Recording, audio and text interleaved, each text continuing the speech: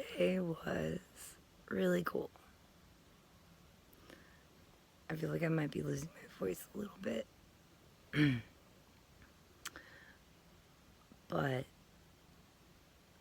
the start of the job, and so I'll say this much.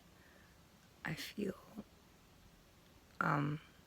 because I'm so tired today. I feel like I haven't really slept in the last 3 days or so since I've been on the road. And because I was just a little nervous. So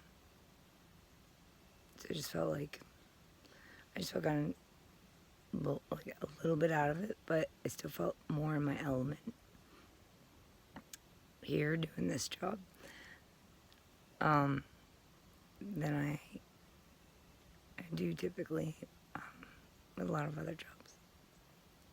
So, and please forgive me, I'm fading fast. It's been a long day, but a good day. And I'm just trying to keep myself awake a bit longer, waiting for my girl cat to finish mousing. Percy's is in already. So I think the kittens also love it here. I'll say I'm working with animals, so, which I prefer working with animals to working with a lot of people. Not all, but a lot. So I definitely feel way more in my element.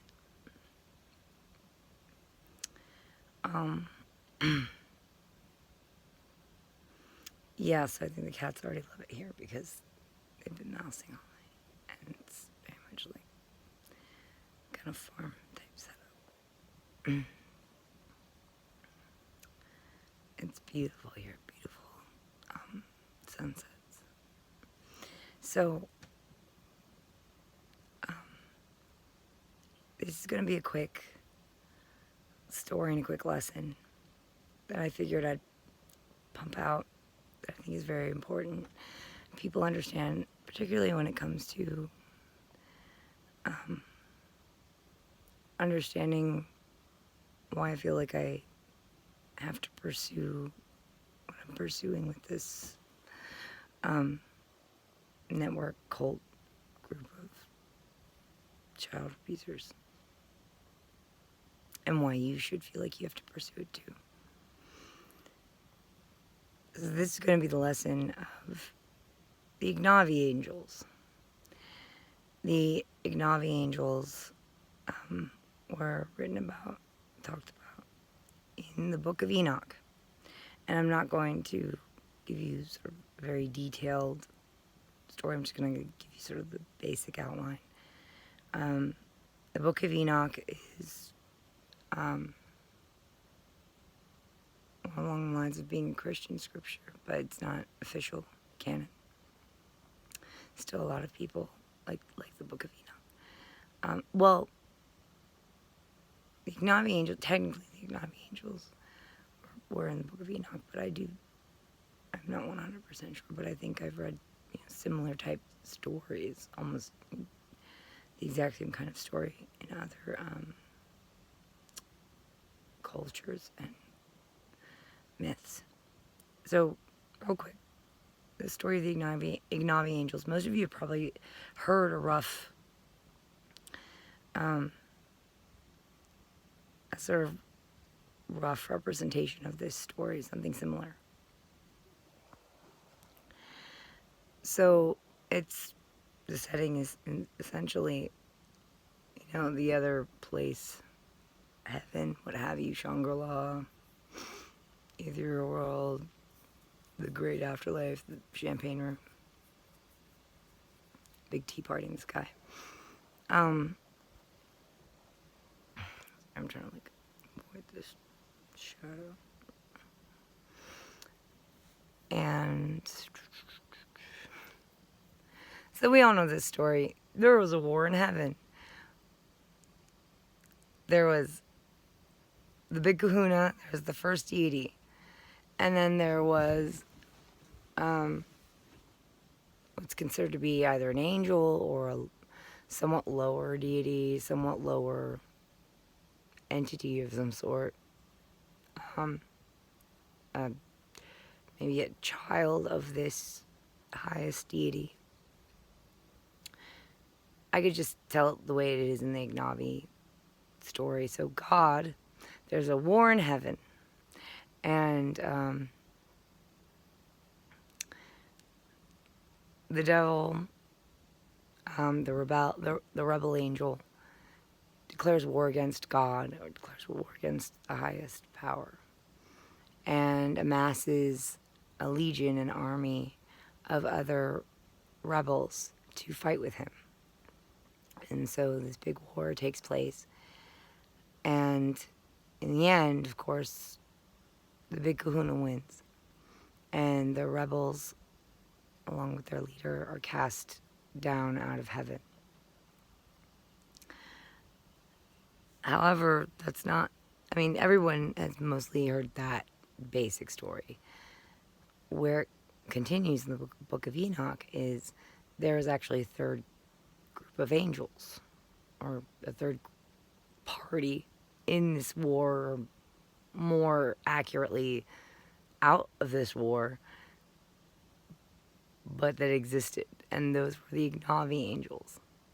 So you had God, or the Big Kahuna, and you had all the angels meant to serve God and the purpose. And for the most part, they were split. Some fought on God's side, some fought on the rebel side, but there was a third group that didn't fight at all. They didn't pick a side. They just sat it out, stepped back, and for whatever reason, waited and watched and didn't fight and didn't do anything. For those of you who are fans of Kevin Smith movies, and of course I am. I'm from New Jersey. Kevin Smith is like the patron saint of New Jersey. All of his movies are set there, just about. So his movie Dogma, the villain in that movie, he was an Ignavi angel. And his reason that he gave for not wanting to fight was he was an artist. He's not meant to fight. He's supposed to create. And then the muse belittles him. She's like, you're a puss. Basically.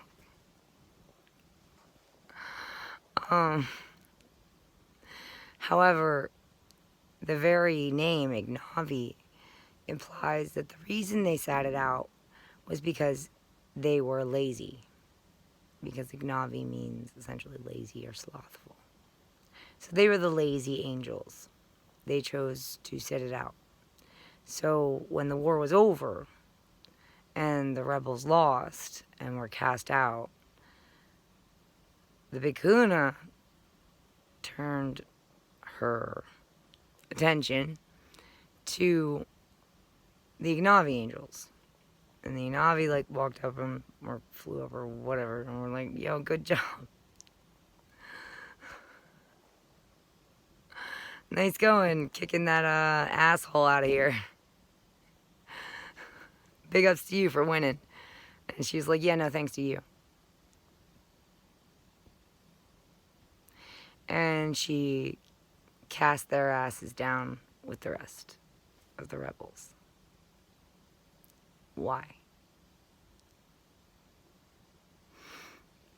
So the lesson here, and because I think that, or I personally believe that, I believe in forgiveness from, the highest power. I think that it will be given, she will dispense it whenever, wherever she can. She's absolutely merciful, benevolent, whenever she can be.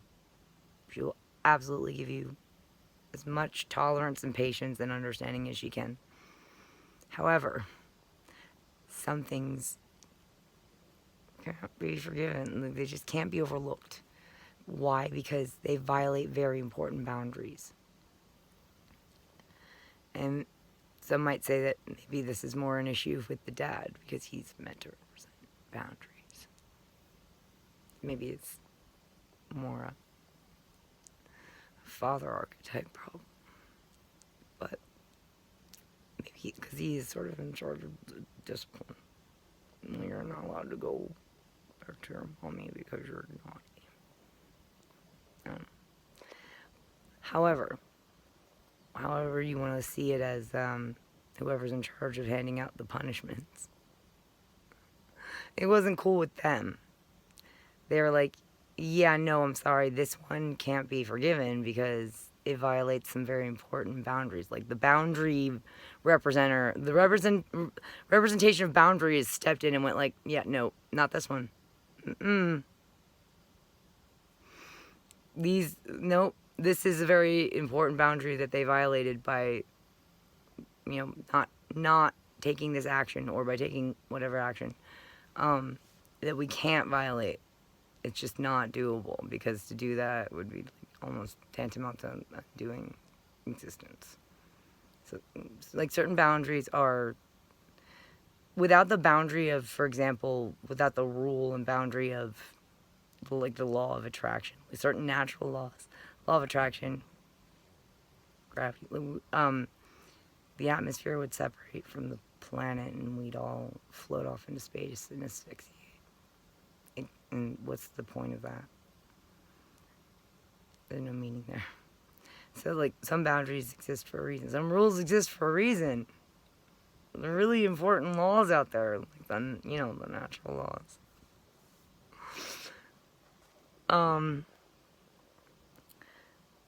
So that's why some things can't be overlooked. So the lesson here, though, is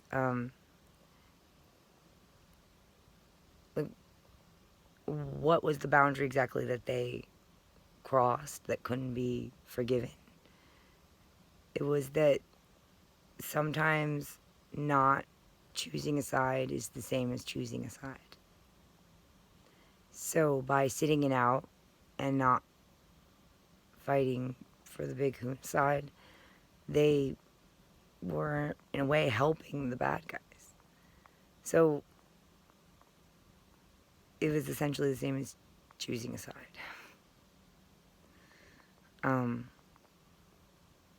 So they chose to fight for the bad guys by sitting it out, because they made the big kahuna side that much weaker,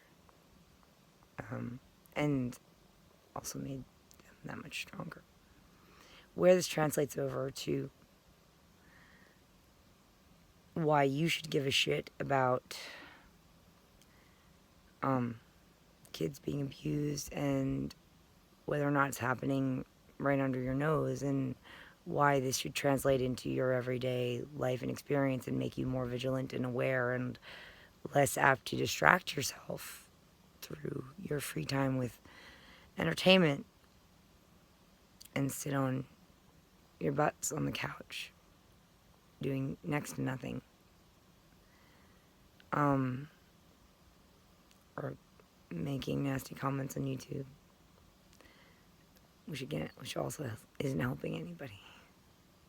So by sitting it out, essentially, by not fighting the good fight, because you guys are just kind of wasting your time, it's like it's not enough to just do your basic job for peanuts, for a paycheck. You're supposed to kind of go the extra mile. Not kind of, you're supposed to go the extra mile. You have to understand that that's exactly what these networks of pedophiles, even if I'm totally wrong about these people, like any network of pedophiles, child rapists, people running like a child brothel or anything like that, people raping their own children, you're their best friend if you don't pay attention. They love you. You're their favorite kind of citizen. The kind with their heads up their asses. Because they're sneaking around right under your nose, doing shit that you just aren't paying attention to. Or you're kind of, if you even get like an inkling, if you're just too nice and you just haven't faced really like how dark human beings can get, you might have some good gut instincts and like get an inkling of something feels off, but always just kind of defaults to the most benign explanation. And quite often that's the case, but sometimes it's not. And so